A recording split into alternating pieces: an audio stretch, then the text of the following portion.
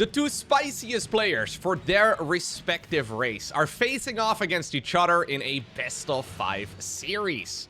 Where in the upper right-hand corner, we have the highest-ranked Protoss player on the planet. We're looking inside of the main base of Hero. His opponent, down in the bottom left, a previous world champion. We're looking at Rogue's main hatch. Oh, we're actually on. Hold up right now. This is the RSL. They still run the Celestial Enclave. I did not get to do that for a good couple months. The Celestial Enclave is back, baby. So this map was, of course, a official ladder map for, well, a full season. Maybe a couple of seasons, actually, now that I think of it. But then it got replaced. This is how StarCraft maps have been treated for many, many years now. Maps are replaced and then mostly forgotten about. But the Celestial Enclave, I think I will be able to picture this at a very, very old age as well, man. If you bring me into a retirement home, I'll be old and senile. You can remind me of the Celestial Enclave. And in my mind, I will immediately see the beautiful in-base expansion. I will press the reverb button. I'll see the entire map layout in an instant. Anyways, it's been a little while now, so let's find out. This is, of course, the map with the backdoor worker-only path. It's a very interesting map, actually, across the board, and I really do like it. I kind of miss it now that I think about it. This map is excellent. It's solid enough to be a standard macro map, but it also has a couple features that really make, for example, proxy hatchery rushing and all the rest of it very viable. Anyway, this particular best of 5 is from the RSL, so this is a big StarCraft 2 tournament that's currently ongoing. The finals are going to be played over at BlizzCon, so these players will try their absolute best to get a free trip to the US.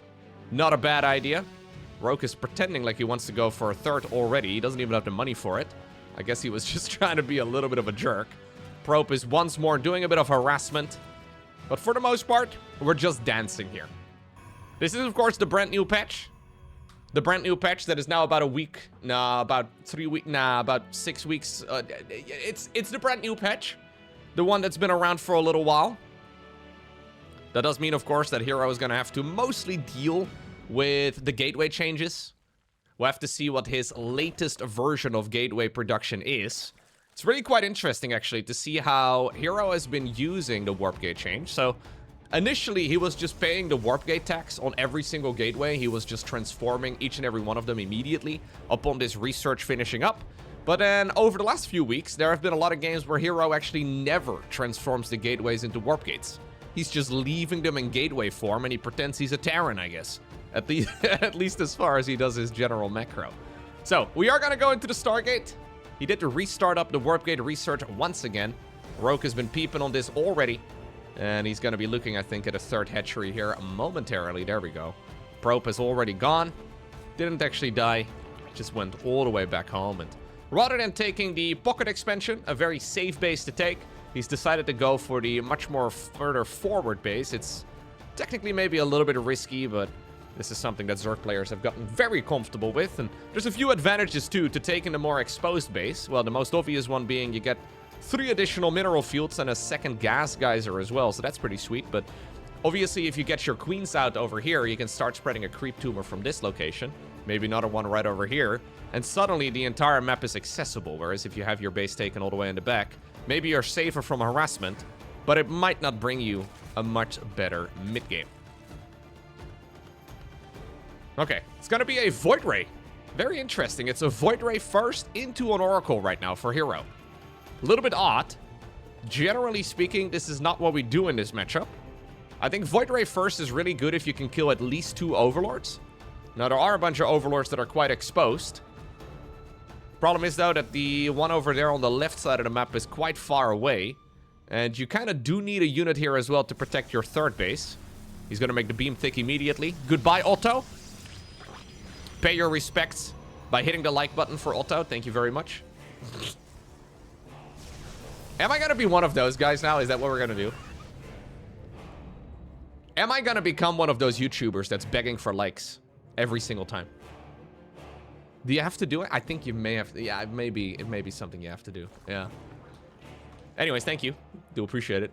It's going to be an Evo chamber right now here. And I'm guessing Rogue will probably want to go for a quick +1 melee. No, it's Carapace. Interesting. This has become a lot more popular, especially in Terran versus Zerg. Apparently, we're now also doing it against Protoss. So this upgrade is 50 minerals and gas cheaper than it used to be. It's now the same cost as a... What? He's drone scouting 5 minutes into the game.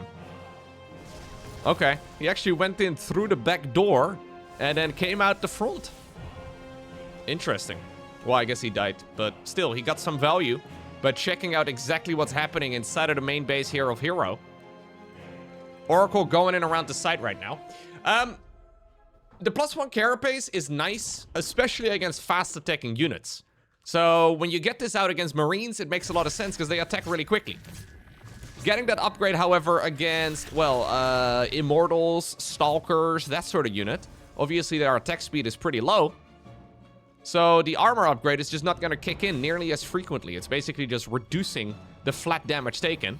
And this is not really the type of army that really benefits from it all too much. So I guess this is the... I'm not really sure what type of unit composition I want to go for just yet. So I'll just go ahead and build this. You can also go into, obviously, Roaches and Zerglings now much more comfortably, since both of those units do benefit from the upgrade. Now, what are we actually doing here, Hero? We've got 9 Zealots and 5 Sentries. This can't possibly be a real attack. He did, by the way, yeah, transform the Warp Gates now. So he's been producing out of regular gateways for a while, but... Double Robo on the back of this. Is this just going to be like an Immortal Sentry all-in, but then in a very weird way?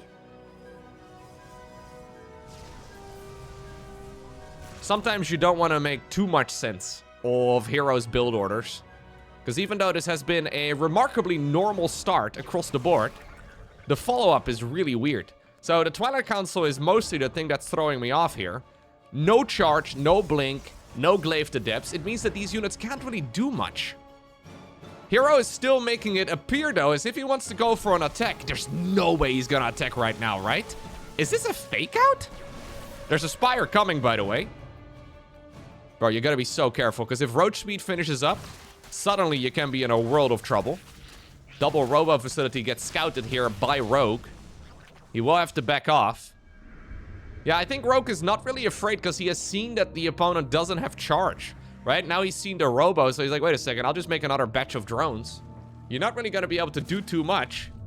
This could become a really awkward game, though, as we have the Protoss army now sliding in through the right side of the map. Roach is ready to go in for a counterattack, and Spire just about done. Do we recall? Oh my god, no. No. This is Hero we're talking about. Of course we don't recall. Instead, we do some perfect force fields. We kill the drones. We kill the queen. Counterattack with the Roaches and the Zerglings in the meantime. Mutas are coming, though, and there's like no anti-air available at all. Do we recall on out of here now? Or are we just gonna walk home? Okay, we do recall. What about the Mutas?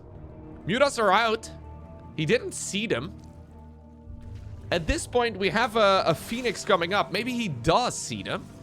Maybe he did have a little bit... Maybe the Stasis Ward or something actually gave him vision there. I'm not entirely sure. I don't believe he has seen the Spire. Where is the Spire? No, he did not see the Spire. It's over at the 3rd base. Anyways, Phoenix is coming in, and that's important, but still this base is wide open. We should have really made a photon cannon if we were concerned about Mutas. And this is going to make things quite difficult here. Muta numbers can actually grow, and I think Rogue is doing this very nicely now by focusing on the +1 flyer upgrade too. The +1 attack upgrade for the Mutas is gonna make them significantly more powerful. This man is not just making one batch of Mutas, I think he's gonna make mass Muta. A weird unit composition against Protoss, but I feel like if there ever was an instance where it could be viable, this would be the one. Roaches in the meantime did open up the backdoor entrance too. Not quite enough army, though. And I guess you're not going to win against this type of unit comp. I can't believe, by the way, that we rushed out 13 Zealots in this game and then never bothered getting charge. He still does not have charge. This is a very serious tournament game. Hero is still just doing Hero things, though. I think Rogue is mostly responding to what he has seen, so his style is a little funky here. But I think this is him mostly just being a bit reactionary to what Hero is doing. But the Hero strategy here just seems really weird to me. So what's been our goal, right? Like, we've been making all these units. We had a good economy. Now we're approaching a maxed out army. Is this good enough? Historically, this is not the way you play as Protoss against Zerg, because Zerg can just out-expand and out-produce you in the long run. But I think if we have a look at the income graph, yeah. Only very recently did Rogue grab a bit of a lead. And this is usually the main concern for Protoss players. Yeah, if you give Zerg a lot of freedom, they're going to be able to just max out on drones before they even start building army. And then there's no way you can really fight them. But Hero, with all of his fake move-outs, he forced a lot of army production. Then normally what we see is those armies trade out, but they never actually fought. So we're 10 minutes in, both players maxed. Very few units have actually died. Stalkers now are getting the surround on the Mutalisks. Bunch of Phoenixes did die. That's unfortunate, but I really don't think the Mutas have achieved that much. Hatchery, of course, got sniped as well, and again, Hero goes back home. Do we go for a 4th Nexus at all?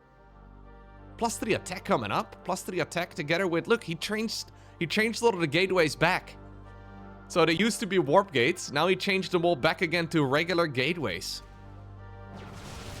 Hero's style is impossible to copy, man.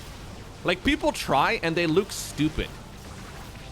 Here we go. Banelings coming in around the side. We need force fields as well on the right side flank. Woo! He did get a bunch of them in, but not quite in time. Also, the force fields on the left, not quite perfect. Still, though, I think it may have been good enough.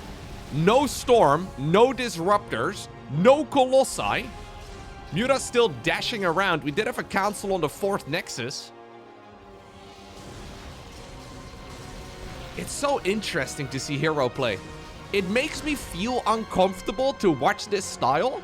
But then again, he has won more tournaments than any other player in StarCraft 2 over like the last year and a half. So you can hardly blame his success, but it's just so weird. And the thing is, when we see other pro gamers try to copy this, they look foolish because they just get overwhelmed. Right? They get zerked so hard. I don't know if it's just like Hero's aura that's making players react differently than they would to other Protoss players. But whenever we have seen other Protoss try this out, it never works for them.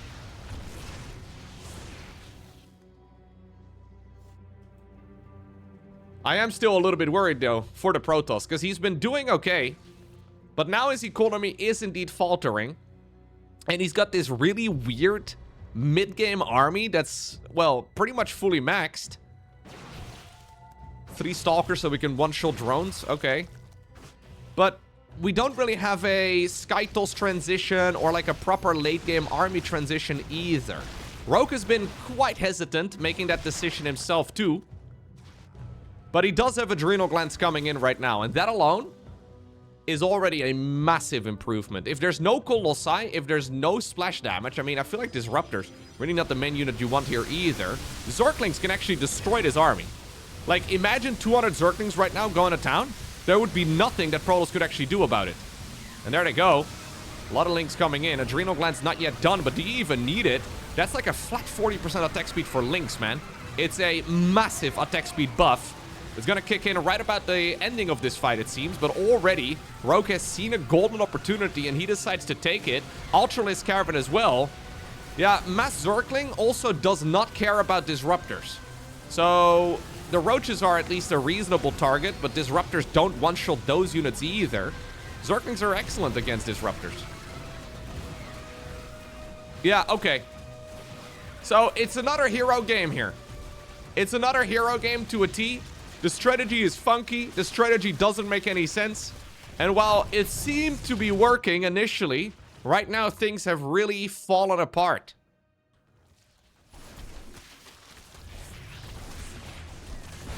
Okay, well that Disruptor actually still ended up getting a good hit.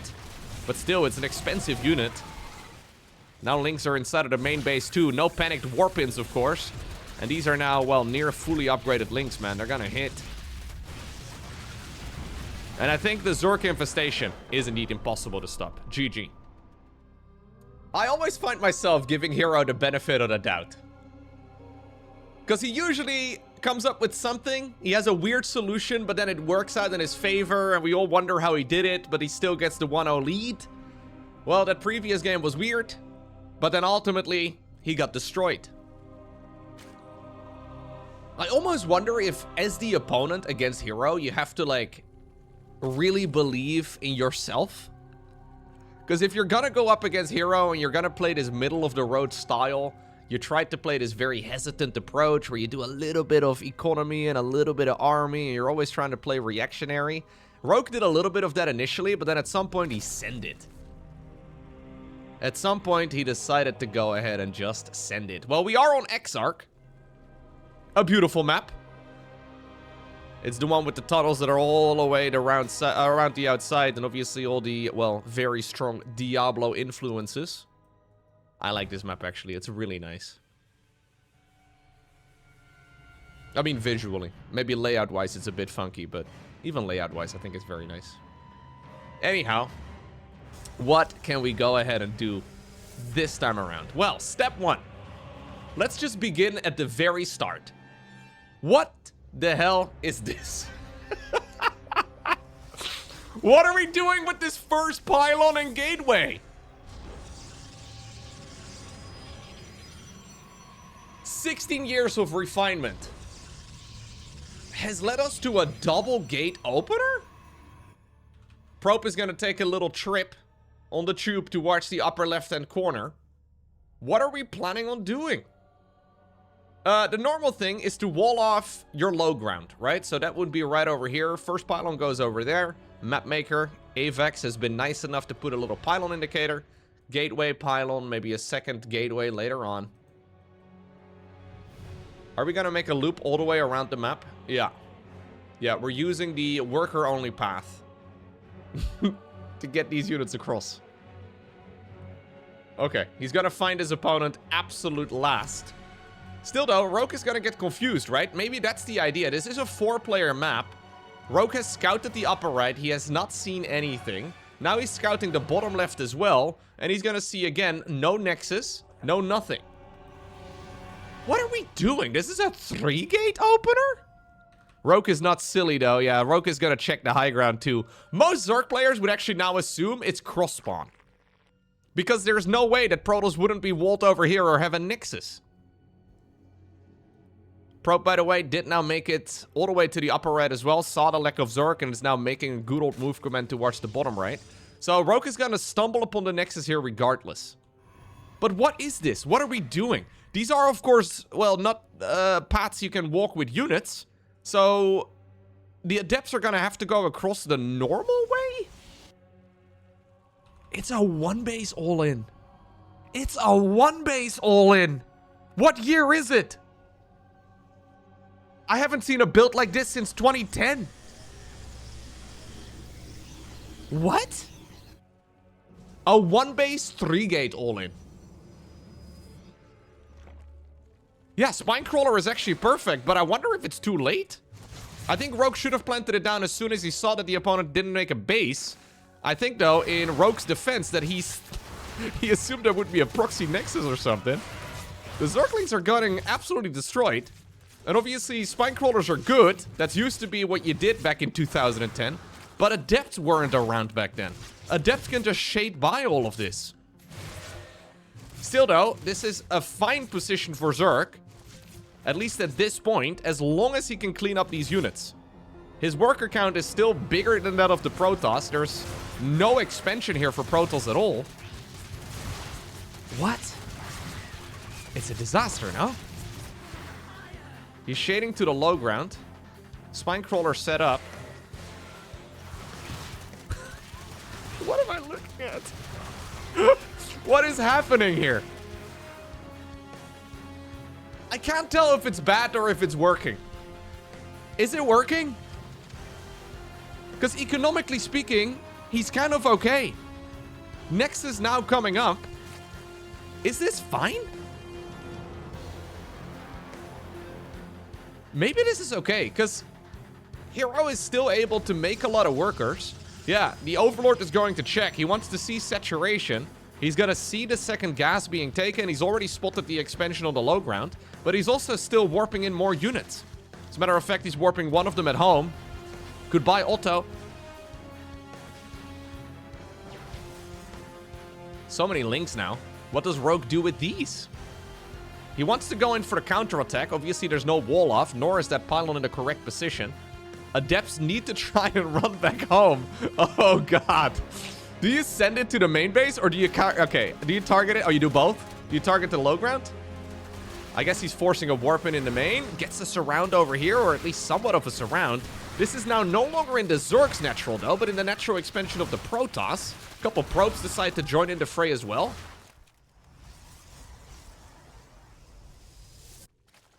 What are we watching? It's beautiful. And ugly at the same time. That's what she said. Oh well. Dart hatchery over here on the right side. And I guess we now just proceed and pretend that nothing weird happened. I'm fairly certain we're now going to follow this up with at least a somewhat normal mid-game. Because really, just like the previous game, the end result is a very even match. So in the previous game, we made a lot of slow zealots and sentries and then forced a lot of unit production out of the opponent, but never actually fought. In this game, we made a lot of units, traded a lot of them out. Both players have terrible economies, so it's fine for both. Oh, now this is a funky follow-up too, though, here for Hero. Normally, you would go Twilight Council here, or at least a Stargate. A Robo Facility is probably the weirdest follow-up yet again. Otto's replacement has indeed appeared. So Rogue, it's got a little bit of fire lit underneath that OV. Rogue will see. It's a Prism first. Prism into Immortals? Prism into Counterattack? Prism Adept? I don't know. Oh, we had again a Drone Scout. Dude, I love... Rogue did this in the previous game as well, man. The mid-game Drone Scout, because there's worker-only paths. He's just trying to figure out what in the world. Is he gonna escape? No! You could have made it out! Aww. The European players didn't get the memo, okay, as far as variety goes. Blizzard forgot sending that email. They're like, yo, so 5.0.16 is supposed to increase variety? Europeans were like, nah. We just make more command centers, it's fine. What a weird game. But it's beautiful. But it's weird. I think a lot of it, though, has to do with the fact that we are on this map. So Exarch is just a funky map. Same for the Celestial... the Celestial Enclave. Also a funky map. Maybe if you put them on a more standard one, right? A more straightforward one. Maybe it would all look a little bit more normal, too. But I don't know. All right. So, Lair coming up. 8 minutes into the game. This is now a very difficult match to predict. I really don't know where this is headed. And in that type of situation, I pretty much always prefer the aggressor. I think in general in strategy games, it's usually much better to be the aggressor than it is to be the defender. When you are maybe new to a game or when you're like in uncertain territory. It's not an easy spot right here for Hero, though, but he certainly is the one that has to say, this is great, though. Zerglings around, corrosive balls in the middle, not bothering to, well, bust all of those force fields because they now take 2 balls each. Low HP Prism going back in for more, this time around with a very precious cargo of 2 Immortals. Nah, maybe not. Zerglings now, ooh, actually do get the wraparound as well. The Protoss army did not quite escape up towards the high ground. And again, Zerglings get the surround and the corrosive balls deal so much damage. That'll be the end of this pylon as well. It was misplaced, so I guess that's at the very least one issue solved. Prism came back. With 3 Immortals, you can juggle this for a very long time. Probes will have to be pulled as well, apparently, just to soak up a bit of damage. More sentries are dying.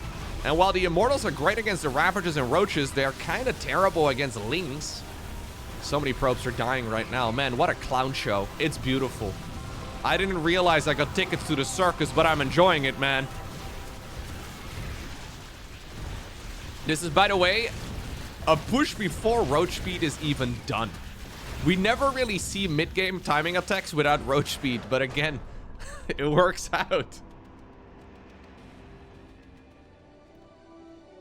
Massive respect to Rogue. The fact that Rogue actually manages to deal with these really weird situations as nicely as he does is incredibly impressive to me. Because seriously, the worst thing you can do to a StarCraft 2 player is make them think in the middle of a game. StarCraft 2 is very much so a strategy game, but a lot of us get better by like figuring out what to do outside of the game, right? Like you lose a match, then you think about it, or maybe you study the replay, and then you resolve to not make the same mistake again in a similar situation in the future, right? Like that's usually how StarCraft players get better. Most of us, definitely myself at least, are terrible at thinking on the fly. Creativity is nice, but in a fast-paced game like this, it's very hard to make those judgment calls, right? And Rogue actually, like there's no way he's been in a situation like the previous one before. Rogue actually making the correct call. Yeah, not a lot of people would do that. I actually would wager that Rogue is probably, globally, the worst player to be playing these styles against as hero. Just because Rogue is, like, the only one that can really do it reliably. I think you would be better off playing that style against the likes of Reyna or even Serral. Serral may have the answer, but Serral is a lot more of a spreadsheet guy, right? Like, he's a lot more of a, I'm gonna punch the numbers in and then come up with the perfect solution and then never die to your stupid all-in ever again. But usually, that's something that, yeah, needs to be done outside of the game. That's something you need to do while, yeah, sitting on the porch and thinking about the game and maybe making notes. Doing it on the fly is very impressive. I did ask Serral this once upon a time at a Home Story Cup. It's like, how do you get better at StarCraft? And he very jokingly said that he likes to sit on the porch outside and think about the game. But I think he was actually not kidding. I think he was serious. He must spend a pretty significant amount of time just sitting and thinking. It sounds kind of silly, but when you reach a certain level, I guess, and your mechanics are so up to par, a lot of your success comes from decision making, right? And in order to make the right decisions, thinking may be nice.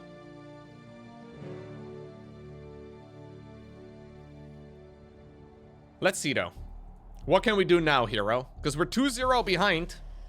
You're gonna have to win 3 games in a row. What do you do? If you are in Hero's shoes right now, what would you do? Do you just play the most conventional style instead? Because Hero can play that style too. I feel like it's often forgotten. But this man has phenomenal straight-up macro, too. Like, he knows how to play standard StarCraft, whatever that means. It's just not really his go-to. I guess we're gonna just see a normal Oracle build here. Normal Oracle into Blink Stalker, something along those lines.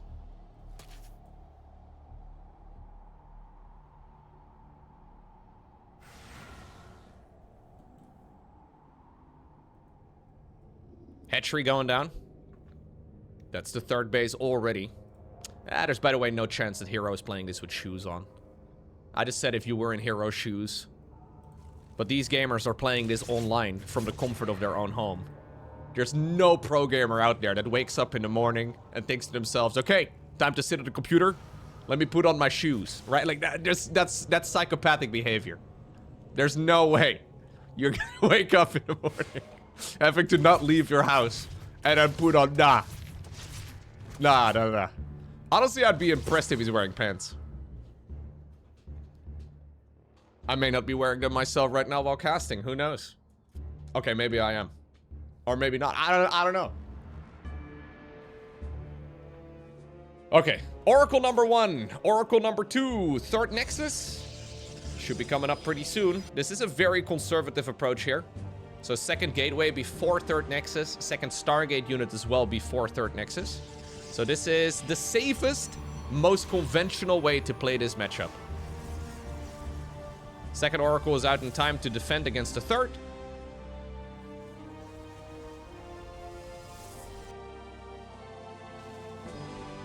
Yeah, I know in some countries it's common for people to wear shoes inside. Definitely not in Korea, though. There's a... I've never been to, like, a Korean person's house, I don't think.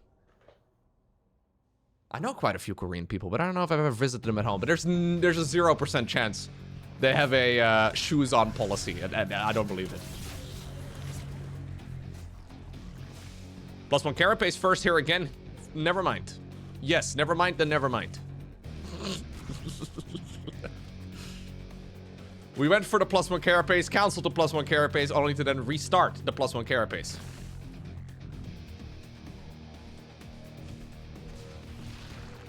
Oracle number 4. We're going 4 oracles. I'm a fan mostly just because I like saying 4 oracle. I really don't know if it's better to make more oracles, but it is certainly something that you can consider doing. The thing is that 2 oracles is enough to one-shot a drone. So 4 kind of achieves the same thing. With 4, you really kind of just want to make even more oracles? How many do you make? Is he gonna make mass oracle now? Do you think Hero gets into these games with a plan? Or do you think he's like, yo, I can do this? Do you think he came up with the plan a half-minute ago, or was this what we were doing all along? He's gonna make mass oracle. He's gonna go mass oracle. So the cool thing about making 12 oracles is that it still only takes 2 to one-shot a drone. So technically you could blast the entire mineral line to pieces, but now you're bottlenecked by being human. So really when you make this many, it's mainly meant for straight up fighting. We've already seen Muta builds from Rogue in game 1. Mutas absolutely tear this apart because oracles are only air to ground. Oh no, where are we going? Ooh, that I do not like. Ugh, ugly. You can slip into the main. Oracles now go into the third. Do we kill the spore? Oh, we killed the spore. Bro. This game started off so normal. And then we threw away all of the adepts and we're now messing oracles. I actually don't know if hydras are the right call. You know that meme with the mom in the front seat and she's leaning back to her child and says, why can't you just be normal? That's kind of what we've got going on here. This game started off so conventional. Maybe this is normal though for Hero. Bro, what are we doing? Your tournament life is on the line. Maybe it's working though, I can never quite tell. I've got a feeling that the longer this goes on for, this is like a haha, got you now type of thing, right? The longer that this goes on for, the longer that Protoss is going to be forced to play this style, the better it will be for Rogue. Right now, it's still all the way up in the air. Oracles are fully out of energy, by the way. Fleet Beacon? Bro. Man, one of those Zerglings should go into the main base. Check. Oh, I guess we have a follow re-wall here.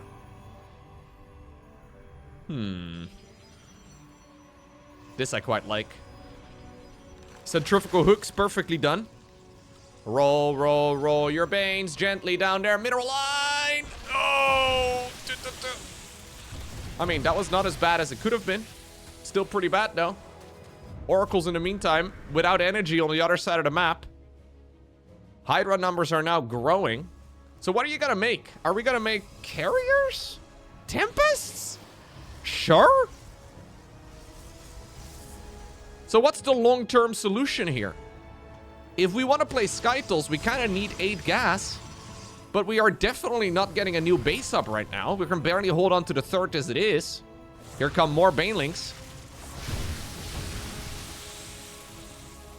I think it's a bit of a disaster, but I never want to count Hero out. This has been going remarkably badly. Hydraling Bane. +2 armor is going to be pretty sweet. Actually, no. Doesn't do very much here. Take it back. That upgrade, though, is now started up. I guess he's worried for, like, a carrier transition as well, but it's Tempests. Man, do you just lose your third base now? So there's going to be one shot, one opportunity here for Hero to activate the beam. Here we go. Lasers. Lasers. Oh, I think it's a disaster. Absolute disaster. He may be able to clean this up, but Rogue still has 67 workers in total. And not only is that fantastic for him, it's also great news for Gen Alpha. Although soon it's going to be ruined, I'm afraid. We're going above 6-7, so that's unlucky. Yeah, I think what we can expect here from Rogue is to just rinse and repeat this.